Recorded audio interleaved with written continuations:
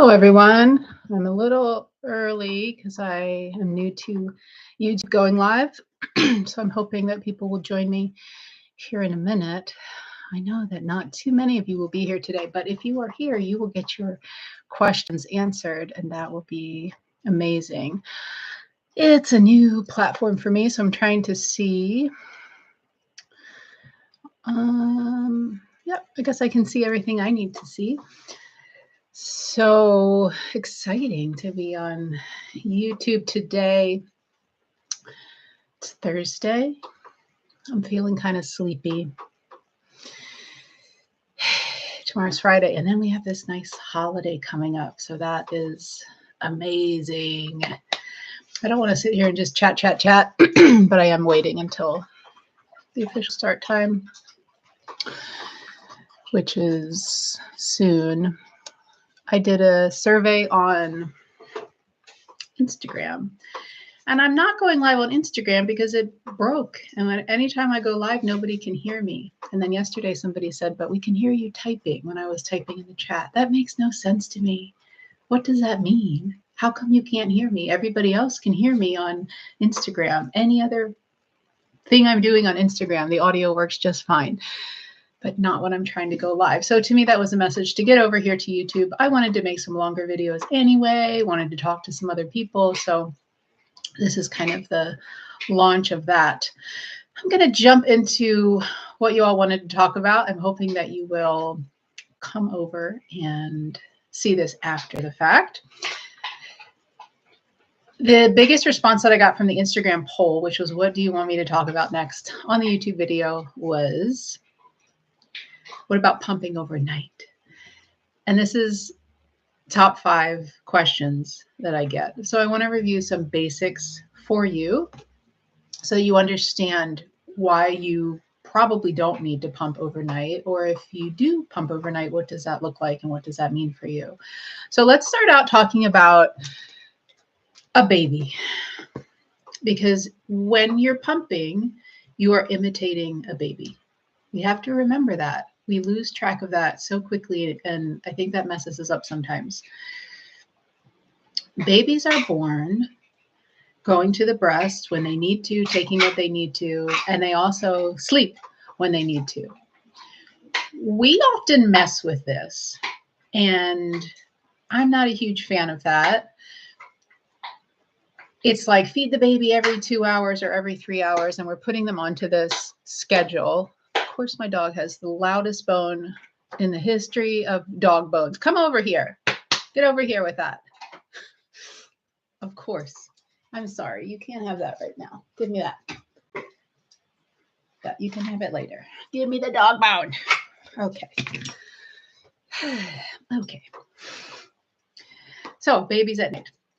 Babies are born to know when they're hungry, born to tell us when they're full.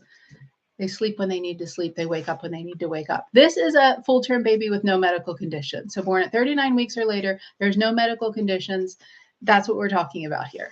If you have a baby who's a preemie, who has blood sugar issues, who has jaundice, other medical things, I'm not talking about those babies. That is different. Okay, so let's be very clear here. Full-term baby, no medical issues. Just like every other mammal on the planet, including this dog here, you and I and this baby and this dog need to take one longer stretch of sleep every day. We all do it. It's part of the mammal DNA.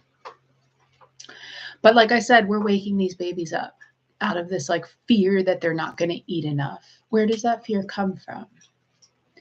I'm not quite sure, because again, a full-term baby, no medical conditions, will eat when they need to eat. They're programmed to do it. It's in their brain.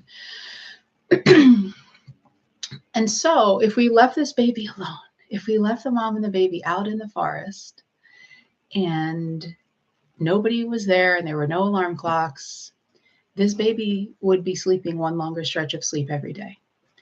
For a newborn, that's about 4 hours, maybe 5 or 6. That's it. That's a long stretch of sleep for a newborn. And usually it's 4. If you're getting 6, I've seen it. It happens. You're lucky.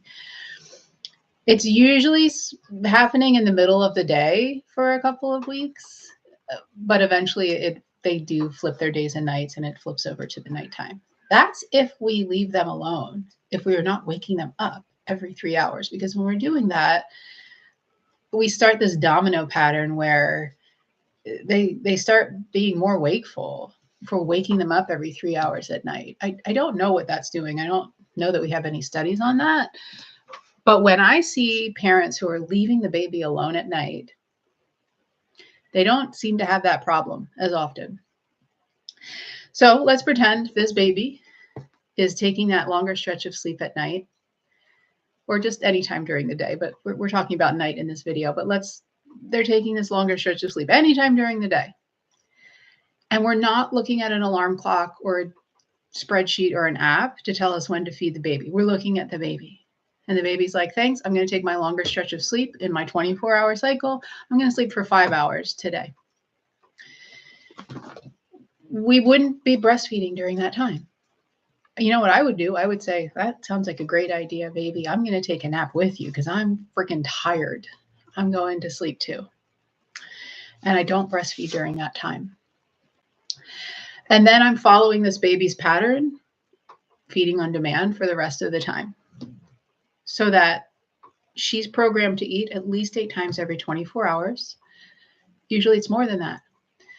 So in the 24-hour cycle, I'm seeing at least 8 feedings. I'm seeing 1 longer stretch of sleep, and I'm seeing several shorter stretches of sleep, 2 to 3 hours, let's say, in between feeds. 1 period of cluster feeding. That's where there's a couple of hours of just like on, off, on, off, on, off. That's a normal newborn pattern, and we need to remember that when it comes to this pumping at night question. So again, we leave the baby and the mom all alone, and we just say, feed that baby when the baby tells you that they're hungry, and otherwise leave them alone. The milk supply is going to be perfect. The sleeping cycle is going to be perfect. The baby's weight gain is going to be perfect. And so let's now bring this over to our pumping question. When you get to the point, any point where you're thinking it's the middle of the night, and usually this question comes in when we say the baby has started sleeping a longer stretch at night. They've finally flipped their days and nights back, and now they're taking that 4 or 5 hour stretch at night. Should I get up and pump? If you're breastfeeding on demand all of the other times of the day, no, because your body is just listening to what the baby asks for and making the perfect supply. So if the baby stops breastfeeding, let's say between 12 a.m. and 5 a.m., that's their long stretch of sleep, and they start doing that pretty consistently. If I start pumping, if I set an alarm for 3 a.m., then I'm getting up at 3 a.m. and telling my body, there's another baby here at 3 a.m. who wants some milk. And my body doesn't really know the difference between the baby and the pump. They act a little differently. People are always saying, they're not exactly the same, Michelle. I know that. But your body responds pretty similarly. If we're using a pump that is working well, flange is fitting, all of that, your body is easily confused, or you can easily trick your body into thinking the baby wants more milk when you pump. So you're getting up at 3 a.m. and pumping 15 minutes of double pumping to empty your breast. And you're doing that because your breasts were getting full at 3 a.m. because you used to be feeding a baby at 3 a.m. If that is working for you and you prefer to get up at 3 a.m. and pump, and that milk that you're pumping is working for your bottles for whenever, that's your pumping time, great. I know a few people that tell me that's what they like to do. That's fine. Do you have to? No, you don't have to do that. I would rather sleep at 3 a.m. Although I get those people who tell me, no, I get up anyway, I'm awake. Sometimes that happens to me in the middle of the night, and then, I might as well pump. But you have to be consistent with this, because it does take a few days of the same thing, and then Oh, goodness. And then you're programming your body to do what it needs to do. So pumping at 3 a.m. is telling your body, please make milk at 3 a.m. forever. As long as I'm pumping at 3 a.m. Forever and ever and ever. Please make milk at 3 a.m. Is that what you want? Do you want that just for now? What about the baby?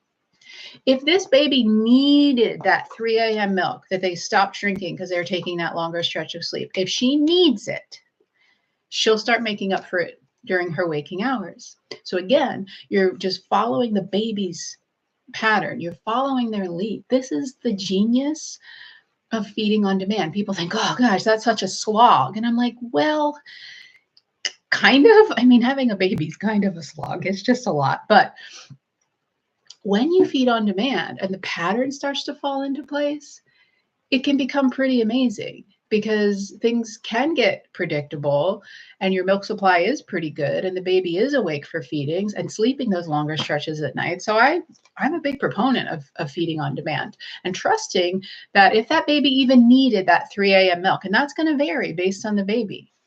It's not true that like every baby is done needing milk overnight for at 3 months, 6 months, 9 months. You'll hear everything.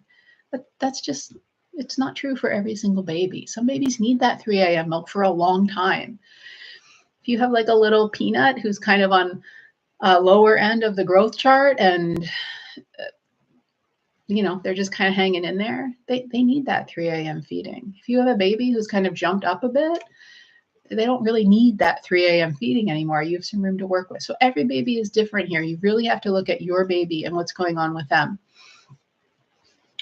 But so this baby, I'm going to trust that she's going to tell me during the day when she wants to eat, and she's going to take a little more. And I might not even notice that if I'm not really paying attention because she's just taking like an extra minute or two at the breast. And then my milk supply follows that and starts to shift that milk over from 3 a.m. to maybe she's drinking it in the morning at 5 a.m. when she wakes up, or maybe it's spread throughout the day, or maybe she's cluster feeding a little bit more at night. I don't know, but she's going to take what she needs and my milk supply is going to follow. And I trust that because that's how lactation works. That's how mammal bodies work. I know that it doesn't work all the time. Believe me, I do know that, but I'm talking about just in perfect practice here. If it's been working for you, there's no reason to think it's going to stop working for you. If it's never been working for you, then please get some help. Maybe there's something we can do to help you. Maybe it's going to be really hard to fix that. I don't know, but get some help. For somebody that's having a real struggle with milk supply, who has been pumping overnight or feeding overnight, losing that might be a little bit different. But again, I'm talking about like all things are equal here. Breastfeeding is going well. We're following baby's lead. The milk supply is good. The weight gain is good. Everything is good. In that situation, I don't need to pump at night. But what did I say? Those breasts are going to be full at 3 a.m. because they're used to making milk for the baby now. So a lot of you are like, well, good. I don't want to pump at night. Thank goodness you said that. And so instead of getting up and pumping, you don't. And you think, gosh, I'm going to sleep a 5-hour stretch for the first time in a long time. But guess what? Your breasts wake you up. And your breasts say, hey, there's a hungry baby. And you're like, oh, I better go get that pump. No, no, no, no. Get your Haakaa, use your hands, or get the pump, but just take a little bit of milk out just to take the top off, just to be able to go back to sleep. You're going to stay comfortably full. That comfortably full breast is telling your body, we don't need this 3 a.m. milk. Nobody's taking it. Nobody's taking it. Please make less milk at 3 a.m. And again, that baby's bringing the milk supply up during the day if you need it. So are you dropping your milk supply at 3 a.m.? Yes, you are. Are you dropping it overall? Probably not. But maybe, and that's okay too, if this baby doesn't need that 3 a.m. milk anymore because they're growing, but not as quickly as they did when they were newborns. So growth slows down a little bit around 4 months or so. So it just is very variable here. But again, if we trust that baby that they're going to take it, then your milk supply shifts. 3 a.m. milk gets spread out somewhere else during the day when the baby's eating. So you would just take a little bit of milk out for a few nights. After about 3, 4, 5 nights, you will notice that you can sleep through that stretch and your body's not making all of that milk anymore at 3 a.m. So congratulations, you are now also sleeping that stretch with your baby. And I hope that makes sense in the way of the breastfed baby will take what they need to make up for that if they need to, and your milk supply will follow. If you are doing more pumping than breastfeeding, or if you're exclusively pumping, this is a little different because you are now taking, let's say one of your pumping sessions was 3 a.m. because your baby was getting up and you're kind of pumping when the baby was eating, and now the baby is sleeping through the night. This is a little different maybe because you have to look at the way that that baby's pattern is shifting, because you're on a pumping schedule that's mimicking what they're doing, but it's not the baby's direct influence on the breast. It's the pump's direct influence on the breast. And this might not matter. If you have a bit of oversupply, then don't worry about it. Just, again, take out a little bit during that 3 a.m. feeding. After a couple of nights, just drop it and see what happens to your overall supply. It'll probably go down a little bit. But again, if you have a bit of an oversupply, then you're fine. If you're still making what your baby needs, you're fine. But if you're not, if you're just hanging in to that full milk supply, you could choose to pump at 3 a.m. or you could move that pumping session somewhere else. Just like, again, remember, the pump is imitating the baby. So the baby who was exclusively breastfeeding on demand was making up for that 3 a.m. feeding somewhere else if they needed to. So when you're pumping, you have to get a little creative with that. Can you add that 3 a.m. pumping session anywhere else into your 24 hours? Can you put it somewhere else? So that's what I would ask you first.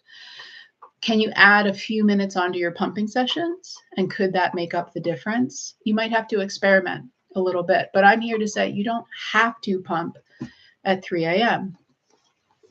Before we end, I don't think anybody joined this stream. I hope I didn't mess up. I hope you all can watch it. But we'll figure that out as we go along. What was I going to say? I lost my train of thought. I don't remember. I wish I could rewind it, but I can't because it's live. So the baby is doing well. We're dropping that 3 a.m. pumping session, adding some minutes on during the day if we need to, adding another pumping session if we need to, looking at the overall milk supply and just making sure it measures up to where the baby is. I remembered what I was going to say. There's nobody here to ask in the chat. What was I talking about? It's this idea of like, well, I pump at 3 a.m. because that's when I get the most milk. That's when my pumping hormones. Yeah, sure they are. Of course they are. Breastfeeding pumping hormones are highest. That's true. And so for some of you, you might notice that that's when, even if you're pumping every 3 hours around the clock, what if you notice that that 3 a.m. pumping session is your biggest volume maker? Again, if that is working for you and you want to do it that way, there's nothing wrong with that. Go ahead and do that. But if you're struggling with sleep, I would remind you that volume in breast milk is different than volume in formula. Breast milk changes. It is true that in the early morning hours, you tend to have more volume than you do in the later evening hours. So 7 a.m. usually you would pump more than at 7 p.m. if you're exclusively pumping, or if you're breastfeeding, you notice that you feel fuller in the morning. This is all true. The milk is different though. So 7 a.m. milk versus 7 p.m. milk is going to be more volume, less fat. It's less nutrient dense. If you look at it, when you pump it, you're going to see milk that everyone doesn't like this milk. They say it looks watery, it's blue, there's not a lot of fat on the top. That's okay. It's good. It's good milk. It's hydration, higher in hydration milk. Babies need to be hydrated. But think of it more like skim milk versus at 7 p.m. when you pump. Let's say you got 4 ounces at 7 a.m. and 2 ounces at 7 p.m. If you look at that milk, it's going to look different. It's going to look a little like the fat that rises to the top is going to be thicker. The milk might look creamier, this kind of thing. And it's true. That's because it is. So think about like 4 ounces of skim milk versus 2 ounces of ice cream. The nutrition in that milk might be exactly the same. And that's what we forget a lot when we talk about these pumping volumes. So that if you're exclusively pumping, just remember that milk could be a little bit different. And if you're, I don't know, again, if you're fighting for every ounce, then maybe you need to pump at 3 a.m. But I'm just here to say you don't have to. The nutrition in your milk changes over time so that the baby could take less at 7 p.m. And remember too, like, this is where bottle feeding, exclusive pumping and bottle feeding gets tricky, because that's when babies cluster feed. A breastfed baby on demand will usually be cluster feeding around that time, which is why the milk is a little bit thicker, because they're going to the breast for comfort, calming, and they're getting these like smaller doses of thicker, creamier milk, hopefully to help fill them up and help them go to sleep. So unless you're doing a real kind of bottle feeding on demand, which you can, but it can be a little trickier, I get that, then the baby might be used to like, I need 3 ounces to feel full. If you give them long enough, that 2 ounces of ice cream kind of will satiate them. But I get that volume can be tricky. That's a whole other topic. So I've been talking for 20 minutes. I think that's good. No questions today. Maybe next time. So recap. You don't need to pump overnight, because your body in its natural state, based on a baby's natural breastfeeding rhythms, is adapted to go a longer stretch once a day without pumping. That's from birth. That's from birth. We often don't let our bodies do that because of the schedules that we're putting the baby on right away. But just the biologically natural state is a 4 to 6 hour stretch with no breastfeeding or pumping, and the milk supply is fine. So if we're mimicking that with the pump, all should be well. If that's not working for you, you can get help. You can get help from me. You can go to ask your doctor about referrals to Simply Fed. I'm on Maven Clinic. You can talk to me on DM, but there's tons of lactation consultants out there, and you can find one near you to come to your home and do a visit and talk to you about these things. Okay, so that's it. Thank you so much for listening. I hope this was helpful in answering that question. I will see you here next time.